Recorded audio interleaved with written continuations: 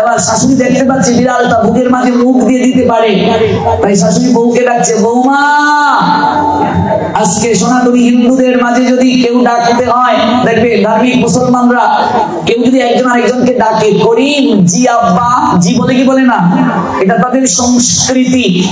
সনাতনী হিন্দুর ছেলে মেয়েকে ডাকলে কি বলতে হয়? অনেকেই ডাকে যে শিবানন্দ কিতা, এগুলো কি আজকে হিন্দুর ছেলে মেয়েরাও জি কম, নিজের সংস্কৃতি পালন করে না। কেউ যদি কাউকে ডাকতে হয় কি বলতে হয়? আজ্ঞে। কি বলতে হয়? কি বলতে হয়? আজ্ঞে। এবার যদি কোনো শ্বশুর বউকে ডাকে, বৌমা আজ্ঞে বাবা, শুনতে ভালো লেগেছে কি লাগেনি? শাশুড়ি ডাকছে, বৌমা আজ্ঞে মা। শাশুড়ি বলে, মা ঠান্ডার সময় তুমি 8টার সময় ঘুম থেকে উঠো, ঘুমাই থাকো। আদর করবে কি করবে না? এবার যদি শাশুড়িটাকে, বৌমা কিতা হইছে তো ডাকুন, কিতা আছে কি নাই করে এরকম। এই জন্য সম্বোধনটা ঠিক করো, কিভাবে ডাকতে হয়, ডাকলে কি করে জবাব দিতে হয়। আজকাল মা বাপরা সন্তানকে এগুলো শেখায় না।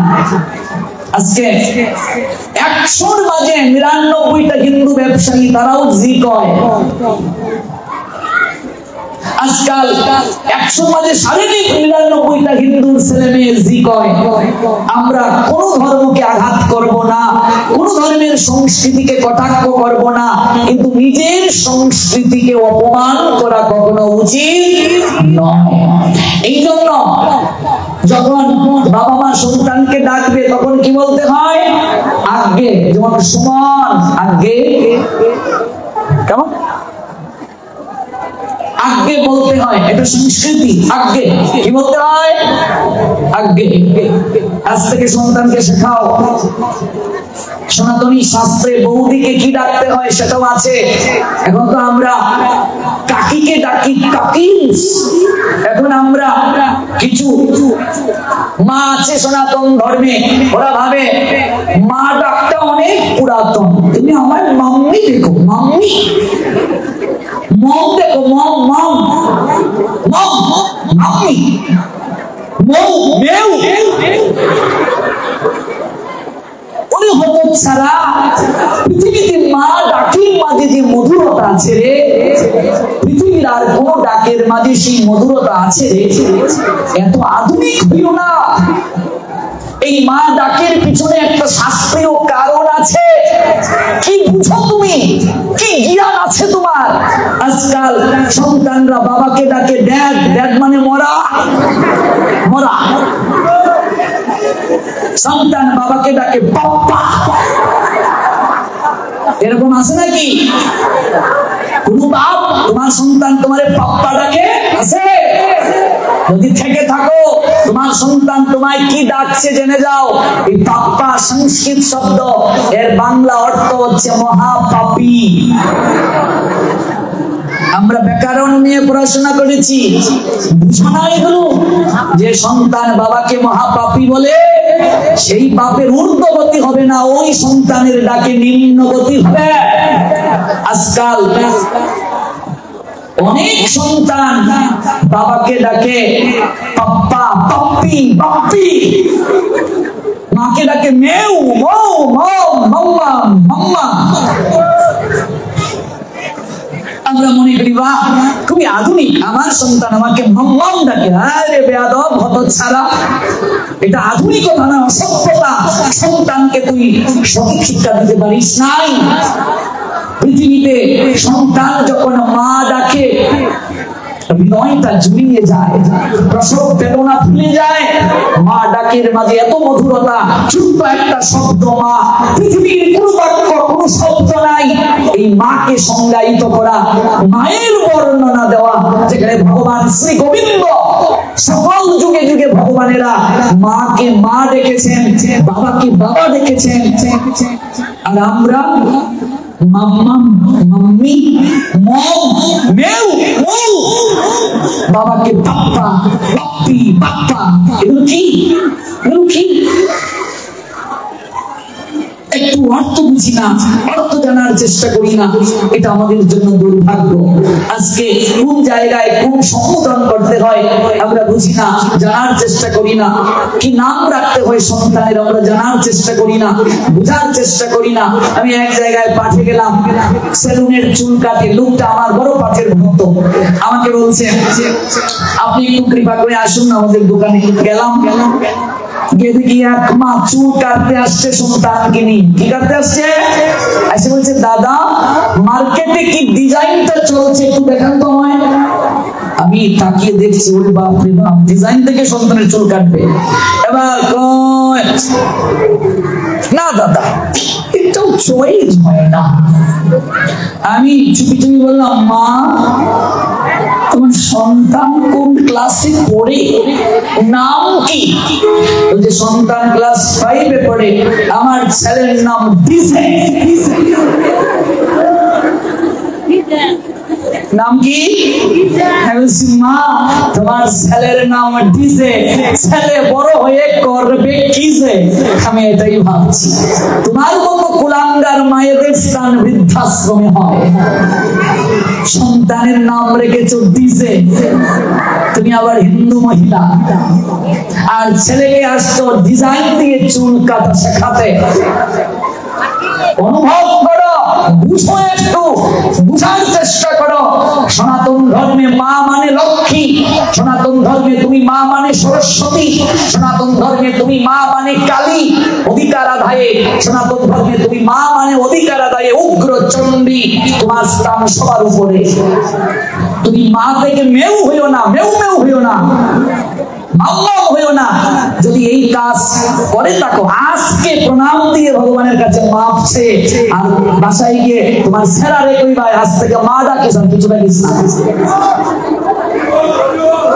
আর বাপ্পা আর যদি ড্যাড নামের কোনো মরা এখানে থেকে থাকো, সন্তানকে গিয়ে বলো মরা আর কিছু না ডাইকে বাবা ডাকবে আজকে থেকে।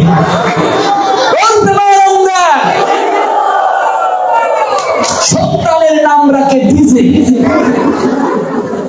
আগেরকার সময়ে সন্তান জন্ম নিলে গুরুদেবকে স্মরণ করা হতো, গুরুদেব সন্তানের নাম কি রাখবো, কয়টায় জন্ম নিয়েছে, তিথি কি, নক্ষত্র কি, যদি শাস্ত্র বিচার করুন। আর এখনকার সময়ে গার্লফ্রেন্ড বয়ফ্রেন্ড আগে বিয়ে হওয়ার আগে কয় তোমার ঘরে যদি সেরি হয় এই নাম রাখবেন, সারা হইলে এই নাম রাখুন। ওরে বাপরে, গাই কিনবার আগে দুনা কিনবার রেখে দিছস। সন্তান এখন আইলুই না পেটে, নাম ঠিক করে লিছে, গুগল সার্চ করে নাম রাখে, সিরিয়াল দেখে দেখে নাম রাখে। আগেরকার সময়ে দেখবে বিবাহের কার্ডে লেখা হতো মেয়েদের আগে শ্রীমতী লেখা হতো, কি হতো না? ছেলেদের আগে শ্রীমান, শ্রীযুক্ত, শ্রীযুক্তা। এগুলোর পিছনে কারণ আছে। এমন অনেক নাম আছে যে নামে যদি তুমি সন্তানকে ডাকো তোমার অমঙ্গল হবে। এই জন্য নামের মাঝে, শব্দের মাঝে দোষ আছে। আমরা যারা শাস্ত্র জানি না, ব্যাকরণ বুঝি না, আমরা এগুলো বিচার করতে পারি না বলে কোন দোষযুক্ত নামের পূর্বে যদি কেউ শ্রীমতী লাগায়, শ্রীযুক্ত লাগায়, শ্রীমান লাগায়, শ্রীযুক্তা লাগায়, ওই শব্দের দোষ থাকলে কেটে যায়। কথা বুঝলে? আগেরকার সময়ে বিয়ে দেখতে আসলে মেয়েদেরকে জিজ্ঞেস করো তোমার নাম কি গো? শ্রীমতী অমুক, শ্রীমান অমুক। এখনকার সময় এগুলো কেউ কয় না। কথা বুঝলো? কেমন? এগুলো হচ্ছে শ্রী শব্দের 25টা অর্থ আছে। এই জন্য সনাতন শাস্ত্রে মা ডাকের মতো এত মধুময় ডাক আর হতে পারে না, বাবা ডাকের মতো এত মধুময় ডাক আর হতে পারে না। পৃথিবীতে মা বাবা ছোট্ট, শব্দগুলো ছোট্ট হতে পারে কিন্তু এর গভীরতা গভীর থেকে গভীরতর। মা থেকে মাম্মাম, বাবা থেকে পাপ্পা বাপ্পি, এগুলো হইও না। কেমন? এই ক্ষেত্রে আধুনিক হইও না। এই ক্ষেত্রে একটু জানার চেষ্টা করো, বুঝার চেষ্টা করো। পিছিয়ে যাও 50 বছর, 100 বছর, 200 বছর, দেখবে বংশ তালিকায় তোমার প্রত্যেক পূর্বপুরুষদের নাম দেখবে গিরিধারী, গোবিন্দ, গৌরাঙ্গ, গোপাল, মাধব, যাদব, এগুলো আছে কি নেই? ব্রজবিহারী, ব্রজেশ্বর, গোপীনাথ, সব ভগবানের নামে। কিন্তু এখন এগুলো নেই কেন? আমরা এর অর্থ বুঝি না। কেউ যদি সন্তানের নাম বৈদিক নাম রাখে, বৈদিক, দেখবে মুসলমানদের প্রত্যেক নামের সঙ্গে কোরআনের সম্পর্ক আছে, হাদিসের সম্পর্ক আছে, ওরা জানে আখিরাতে এগুলোর একটা বিশেষ তাৎপর্য আছে। আমাদের ক্ষেত্রেও তাই, শাস্ত্রে কি নাম রাখবে সেখানে উল্লেখ আছে, এর বাহিরে যাওয়া যাবে না। তুমি যদি তোমার সন্তানের নাম রাখো গোবিন্দ, মনে করো ভগবানের অনন্ত নাম আছে, যে কোনো একটা রাখতে পারো। রাধারানীর অনেক অনেক নাম আছে, লক্ষ্মীর অনেক নাম আছে, অগণিত নাম, তুমি নক্ষত্র দেখে রাখবে। এবার মনে করো তোমার ছেলের নাম গোবিন্দ, এবার তুমি কি করবে? এই গোবিন্দ, ঘুম থেকে উঠ, এই গোবিন্দ, এই বাথরুম তো লেট করছ কি রে? এই গোবিন্দ, কি রে এখন ঘুমাইছিস না? তুই নাকি মুখে কম বলছিস? ও কম্বলের ভিতরে মোবাইল টিপস, এই গোবিন্দ বলবে কি বলবে না? তুমি তোমার ভগবানকে 24 ঘন্টার মাঝে না ডাকলেও সন্তানের নামটা যেহেতু ভগবানের নামে কয়েক হাজার বার ডাকবে কি ডাকবে না? নামটা ভগবানের, ডাকছো সন্তানকে। ভাগবতে অজামিলের লীলার মাধ্যমে ভগবান দেখালেন, অজামিলের সন্তানের নাম ছিল নারায়ণ। সে দেখেছে ছেলেকে, ভগবানকে ডাকেনি। মৃত্যুকালে ভগবান শ্রী নারায়ণ তাকে বৈকুণ্ঠে নিতে এসেছিলেন দূতকে পাঠিয়ে দিয়ে। 4টা ছেলে ভিজে রাখতে পারলে, ভাওয়াল মার্বেল কথা পাতা লতা নিম পাতা তিতা রাখতে পারলে, একটা নাম শ্রীমতী, শ্রীময়ী, শ্রীজি, ব্রজেশ্বরী, প্রাণেশ্বরী, কত নাম আছে। গোবিন্দ, যাদব, মাধব, মুকুন্দ, অজিত গোবিন্দের একটা নাম, অচ্যুত, কত নাম আছে। একটা নাম বৈদিক রাখতে পারলে না, যা তোমার মঙ্গল হবে। সন্তানের নাম কি রাখলে? রাধারানীকে তার সখীরা বলছে, ওরে শ্রীমতী, তাকে যে সবাই কৃষ্ণ কলঙ্কিনী বলে, তাতে কি তুই কষ্ট পাস না? তুই তাদেরকে অভিশাপ দিতে পারিস না? রাধারানী বলছেন, আমি কষ্ট পাই না, আরো আনন্দ পাই। অভিশাপ না দিয়ে তাদেরকে আরো আশীর্বাদ দেই, যারা কোনোদিন আমার প্রাণনাথ কৃষ্ণের নামটা উচ্চারণ করে না। আমাকে দেখার সঙ্গে সঙ্গে বলে, এই দেখ, এই দেখ, কৃষ্ণ কলঙ্কিনী যায়। সখীরে, ওই নিন্দার মাঝে কৃষ্ণ নামটা আছে। আমার প্রাণনাথ করে সমালোচনা করেও যদি তাকে স্মরণ করে, গাল মন্দ দিয়েও যদি তাকে স্মরণ করে, মহাপাপকও যদি সে হয়, পর্বতের সমান পাপ মুহূর্তের মাঝে তাকে বিনষ্ট করে শুদ্ধ করে দেন, পরিশুদ্ধ করে দেন, চরণে আশ্রয় দিয়ে দেন। রাধারানী জানালেন, সন্তানের নাম অজামিল, নারায়ণ রাখলেন। সন্তানের নাম ডেকে তার বৈকুণ্ঠ গতি প্রাপ্ত হলো। আর তুমি হলে দ্বীপের মা, তুমি হলে কথার মা, পাতার মা, কলির মা, পলির মা। এখানে এই নামে কারো সন্তান থাকলে ক্ষমা করিল। এই নাম রাখলো পিন্টু, পিন্টু থাকলে ক্ষমা করো রে বাবা, আমি তোমার নামটা যেখানে বলিলাম। আচ্ছা, এটার অর্থ কি তা বলছেন? পিন্টু, পিন্টু মানে দুইটা পিন, পিন্টু। আচ্ছা, এটার অর্থটা কি তা? এটার অর্থটা কি তা আমাদের বুঝাও। পিন্টু মানে দুইটা পিন, এটার অর্থটা কি তা? মন্টু মানে দুইটা মন, এর অর্থটা কি? এটা দ্বারা কল্যাণটা কি তোমার? এই নামের অর্থ কি? এই নামের অর্থ কি? আজকাল এগুলো কোন আলোচকও বলে না, আমরাও ভাগবত বিচার করি না, আমরাও জ্যোতিষ শাস্ত্র বুঝি না, আমরাও শাস্ত্র বিচারে পটু নই। এই জন্য এখন থেকে নাম যখন রাখবে, সন্তান জন্ম হলে, কিংবা যারা এখনো বিয়া করো নাই, আমার বয়সী সেরাসেরি আসো, তারা সচেতন হও। তোমরা সেরাসেরি যখন হইব, বুঝা নামটা রাখো, যেন তোমাদের কল্যাণ হয়, সন্তানের কল্যাণ হয়। জীব জগতের কল্যাণ হয় এমন কোন নাম রাখিও না যে নামের দ্বারা সম্বোধন করার পরে তোমার বুদ্ধি ভ্রষ্ট হয়, পাপ হয়, অপরাধ হয়। এই হচ্ছে মুখ্য কথা। এই জন্য অনন্ত কৃষ্ণের নাম অনন্ত মহিমা। ভগবানের এক একটা নামের মহিমা এক এক রকম। তার যে কোনো একটা নামকে আশ্রয় করলে জীব পরাগতি প্রাপ্ত হবে। আর সেটি শাস্ত্রীয় নিয়মে বৈবাহিক জীবনে আবদ্ধ হওয়ার পর সংস্কারের মাধ্যমে নামকরণ করতে হয়। এই জন্য নামকরণের সময় দেখবে প্রদীপ জ্বালিয়ে দেওয়া হয়, হয় কি হয় না? এটা যজ্ঞ, মূলত যজ্ঞ করেই রাখতে হয়, কিন্তু আমরা তো আর যজ্ঞ অনেকে করি না, শুধু প্রদীপ জ্বালিয়ে দেই। সেখানেও একজন শাস্ত্রতত্ত্ববিদ কে এনে তার তিথি নক্ষত্র দিনক্ষণ দেখে পিতামাতার বিচার করে নাম রেখে তারপর যজ্ঞের মাধ্যমে নামকরণটা করতে হয়। এটা একটা সংস্কার। কাজী ওই শাস্ত্রীয় নিয়মের আগে কেউ পরকীয়ায় কিংবা সম্পর্কে যদি কেউ যুক্ত হয়, আমাদের প্রসঙ্গ ছিল সে তপ্ত শূর্মী নামক নরকে যাবে। আর কেউ ধর্ম ত্যাগ করলে সে কোন নরকে যাবে গো? অসিপত্রবন নামক নরকে যাবে। ধর্ম ত্যাগকারী ব্যক্তির নরক হলো অসিপত্রবন, আর পরকীয়া যারা করে তাদের নরক হলো তপ্ত শূর্মী। আর যারা স্বর্ণ চুরি করে, জুয়েলার্সের মালিক আছো, স্বর্ণের মাঝে ভেজাল বেশি করে দিচ্ছ, আমার সামনে আছে রূপন গৌর প্রেমানন্দ, তাদের জন্য সংদংশ নামক নরক রয়েছে। কোন নরক?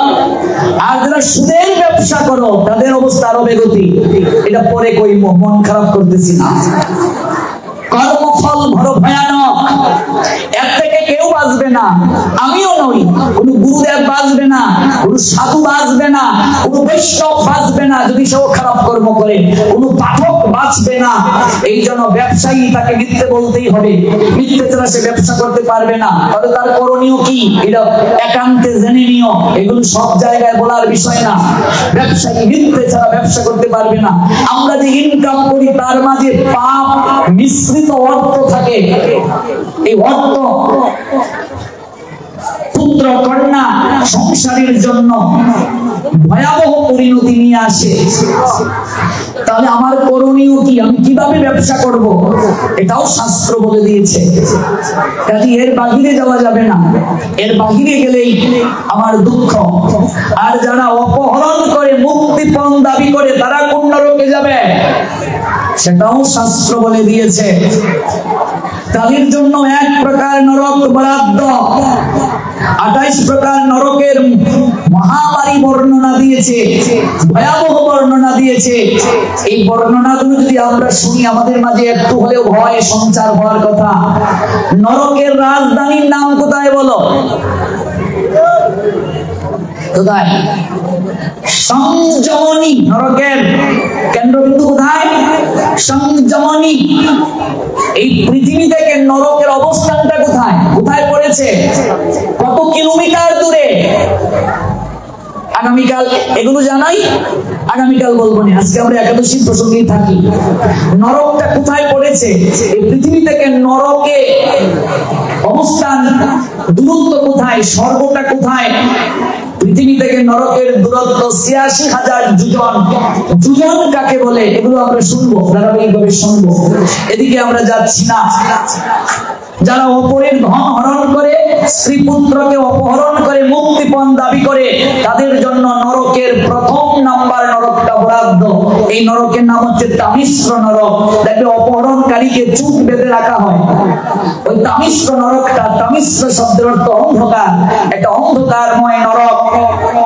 কি যে কষ্ট, কি যে দণ্ড দেবে ভাগবত বলেছেন। এগুলো শুনলে বুঝবে আমরা কি করছি। অপরের জমির আয় একটু একটু করে কুদাল দিয়া কাটিয়া তোমার জমি বাড়াইতেছো, সব সিসি ক্যামেরায় রেকর্ড হচ্ছে। এগুলো কেউ সেদিন বাঁচবো না আমরা। মৃত্যুর সময় প্রজেক্টরে যেমন বড় করে দেখানো হয় তেমনি ভাবে সকল কিছু দেখানো হবে। দেখ কি করেছিস, দেখ কি করেছিস। চ্যানেল দিয়ে লাভ হবে না। আমার মন্ত্রীর সঙ্গে রিলেশন আছে, আমার এমপির সঙ্গে রিলেশন আছে, সাফাবাজি এই জায়গায় কাজ হবে না। এখানে কেউ তোমার আমার পক্ষ হয়ে সুপারিশ দেবে না। আরেকটা নরক আছে বৈতরণী। ওই শ্রাদ্ধে যে তোমাদেরকে ব্রাহ্মণরা কয় গরু দাও, বাছুর দাও, এই দাও, সেই দাও, এটা যদি আমরা আলোচনা করি বের হয়ে যাবে আদৌ কি এগুলো আছে কিনা জানা দরকার। এগুলো এই নরকের নাম বৈতরণী। বৈতরণী নরকটা কি? অনেকে বলে নাকি গরুর লেজ ধরে নাকি যেতে হয়। এগুলো কি? এগুলো আদৌ কি? এগুলো ব্যাখ্যা কালকে শোনাবো। চলো আমরা একাদশীতে চলে আসি। বলছিলাম মূল প্রসঙ্গে, একাদশীর প্রসঙ্গ আলোচনা করতে গিয়ে বাবার স্থানটা কোথায়? পিতরে প্রতিমাপন্নে প্রিয়ন্তে সর্বদেবতা। পিতা যদি সন্তুষ্ট হয়ে যান, সবাই সন্তুষ্ট হয়, দেবতারা সন্তুষ্ট হয়। পিতৃ সত্য পালনের জন্য 14 বছরের বনবাস গ্রহণ করলেন রঘুপতি শ্রীরামচন্দ্র। পিতার সেবাটা কিভাবে করলেন ভগবান গোবিন্দ তাও লেখা আছে ভাগবতে। সেই পিতা কারো না কারো স্বামী, স্বামী স্ত্রীর সম্পর্কটা কি মনে রাখবে? প্রত্যেক স্ত্রী স্বামীকে নারায়ণের স্বরূপে দেখবে। কার স্বরূপে? নারায়ণের। আমরা বিয়ের পরে স্বামী স্ত্রীর সম্পর্কটা কি যদি নারায়ণ স্বরূপে দর্শন না হতো, তাহলে কুঞ্জুর তলে চরণে অঞ্জলিটা কেন দেয়া হলো? মাতৃরূপে প্রণাম দিয়েছিলেন, আছে কি নেই? কালী রূপে পুজো করেছিলেন। মিশনের যারা আছো সেই আদর্শ কতটা পালন করতে পেরেছো? শুধু মিশনের দীক্ষিত বলে বাহাদুরি করলে হবে না। কতটা আদর্শ পালন করতে পেরেছো, গ্রহণ করতে পেরেছো, এটা হচ্ছে মুখ্য। যে সারদা জগৎ জননী হলেন, তিনি বলেছিলেন আমি সতেরো মা, অসতেরো মা, আমি পাতানো মা নই রে, আমি সত্যিকারের মা। রামকৃষ্ণ পরমহংসদেবের কাছে তিনি সন্তান চেয়েছিলেন। রামকৃষ্ণ পরমহংসদেব বললেন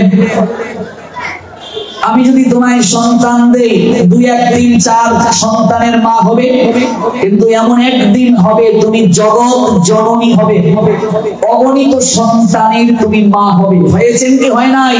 সারদা জগৎ জননী, জগৎ জননী তিনি। আজকাল অনেক আলোচক বৈষ্ণব দেখবে দলকানা, দলকানা বুঝো? ওরা অপরের মতকে হিংসা করে, কিন্তু যিনি প্রকৃত সাধক ওরা কাউকে নিন্দা করবে না। প্রত্যেকের কাছ থেকে ভালো গুণটা গ্রহণ করো, প্রত্যেকের কাছ থেকে মহৎ গুণটা গ্রহণ করো। একজন মিশনের থাকে এই জন্য হিংসা করা যাবে না, একজন সৎসঙ্গের এই জন্য তাকে হিংসা করা যাবে না, একজন মহানাম ব্রতের অনুসারী তাকে হিংসা করা যাবে না। যে যে মতে পথে আছে এটা সনাতনীদের সৌন্দর্য, তার থেকে ভালো গুণটা গ্রহণ করো, তার থেকে সৎ গুণটা গ্রহণ করো। কাউকে নিন্দা করিও না, কাউকে সমালোচনা করিও না, উচিত নয়। এবার সমালোচনা কাকে বলে? আমি চুরি করিনি আমাকে চুর বলা সমালোচনা, কিন্তু আমি চুরি করেছি যদি কাউকে বলে ওর চুরি করার অভ্যাস আছে, সচেতন থাকিও, এটা কি সমালোচনা না সচেতন করা? সচেতন করা। সারদা হলেন জগৎ জননী, জগতের মা হয়ে গেলেন। আমরা তো 1-2 জনের মা, আর সারদা কি হলেন? হাজার হাজার সন্তানের মা। তাহলে তিনি মহিয়সী না আমি মহিয়সী? রামকৃষ্ণ পরমহংসদেব সারদাকে প্রণাম দিলেন, সারদার জায়গায় মা কালীকে দর্শন করলেন। মাতৃরূপী তিনি, জগতের মা রূপে তিনি দর্শন করলেন। স্বামী ও স্ত্রীকে সম্মান দেবে। আজকাল অধিকাংশ পরিবারে স্বামী স্ত্রীর সম্পর্কটা স্খলন হয়ে যাচ্ছে। কেন জানেন? স্ত্রীকে অর্থ অলংকার দিলেই যে তিনি সব পরিবারে সুখী হবেন, খুশি হবেন তা নয়। স্বামীর প্রথম দায়িত্ব স্ত্রীকে তার মতামতকে গুরুত্ব দেওয়া। তারও যে একটা মতামত আছে এটাকে একটু গ্রহণ করা, মানে এটাকে একটু বিচার করা, এবং স্ত্রীকে যথাযথ সম্মান দেওয়া। আর স্ত্রীও স্বামীকে যথাযথ সম্মান দেবে, এমন কোনো আচরণ করা যাবে না যে আমি আমার স্বামীকে অন্যের কাছে ছোট করব, খাটো করব, আমার স্বামীর মর্যাদাকে লঙ্ঘন করব, আমি আমার স্ত্রীকে অন্যের কাছে হালকা করব। আমি একটা কথা গুরুত্ব সহকারে বলে যাচ্ছি, এটা মনে ধারণ করে নিয়ে যাও। সংসারে কখনো তৃতীয় পক্ষকে প্রবেশ করাইও না। বুঝলে মা কথাটা? স্বামী স্ত্রীর মাঝে ঝামেলা হলো, একটু পরে তোমরা মিশবে, কথা বুঝলে? কিন্তু তৃতীয় পক্ষকে যদি প্রবেশ করাও তাহলে রামায়ণের মতো সংসার ছারখার হয়ে যাবে। এই তৃতীয় পক্ষের নামই হচ্ছে